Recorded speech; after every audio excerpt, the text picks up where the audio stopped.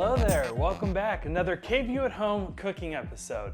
We've done a couple different meals in the past. Today, we're gonna try something a little bit easier, a little bit quicker, and that's beer cheese dip. This is a wonderful dip for football game days, for Halloween parties, any potluck type things you have coming up. This is just one of those easy all-around dishes that everybody's gonna love.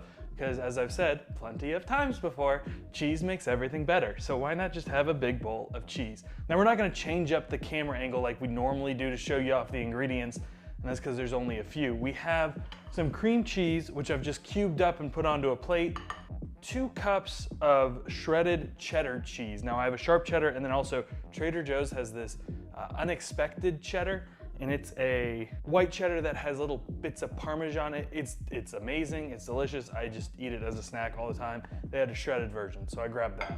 Now, normally you wouldn't want pre-shredded cheese. It has a starch on it so it doesn't clump. As long as you put it in slowly and make sure it melts, we should be okay, but we're gonna do it in small batches. You'll see when we get to the stove.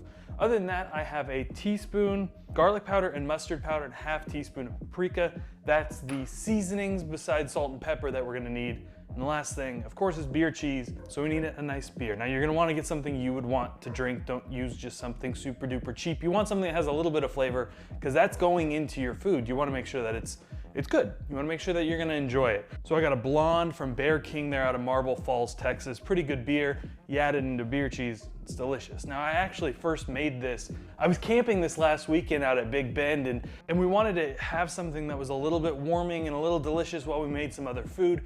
Beer cheese was perfect because it's just melted cheese. You eat it with bread, it's amazing. Now there are other versions where you make a roux with flour and butter and then start adding in the cheese that way. Sorry if you can hear my dog barking. He's out back and he's gonna do it for a while. It might happen through this video. We're still working on it. Working out the kinks with him. But anyway, there are more advanced forms of beer cheese with flour and butter, and then you take your time. This one's a really, really quick one that you can make easily. You can make this camping. Now the cool thing is you really get to pick and choose. What flavors do I want today? Do I want something that is caramelized onion? Do I want buffalo? Do I want just cheese? We're gonna make the base sauce today, which is just cheese. And from here, just experiment. Let me know what you're doing, by the way. I wanna know what you guys are cooking. But now, since we've already run through the ingredients, we can just jump over the stove. Now this video will probably be a little bit quicker, but that's because this is quick. This is easy. If you didn't have pre-shredded cheese, which I actually do recommend, taking the time to shred your own cheese will be better. Let's get over there. Now, first things first, we're gonna add the cream cheese into the pot and then slowly add in the beer. It's that mixture that we'll add the cheese into, and that's really the base that we're gonna start off with. So, like I said, 1 block of cream cheese into a pot.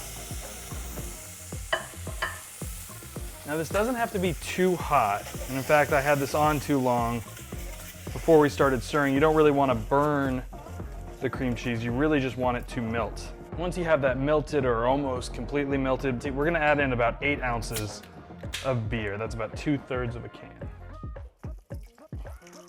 We're just gonna add in a little bit, stir it up.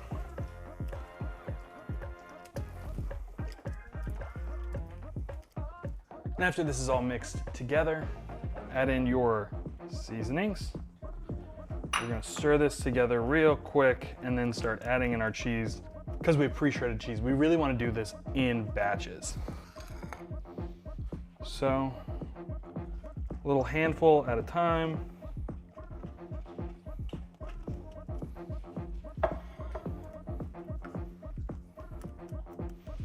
We're going to stir and melt.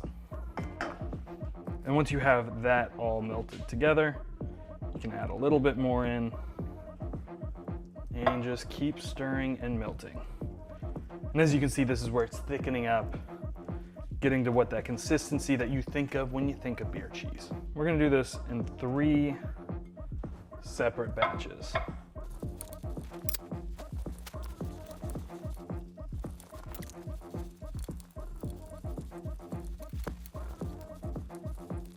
Now, depending on what cheese you use, you're gonna need to adjust the seasoning a little bit differently. This one definitely needs a little bit more salt.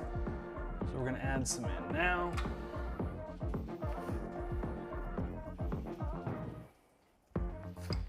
And then also, I'm gonna add in some pepper. And as you can see, it's getting real gooey and stretchy and delicious. Every piece of cheese that's in there is now pretty much melted.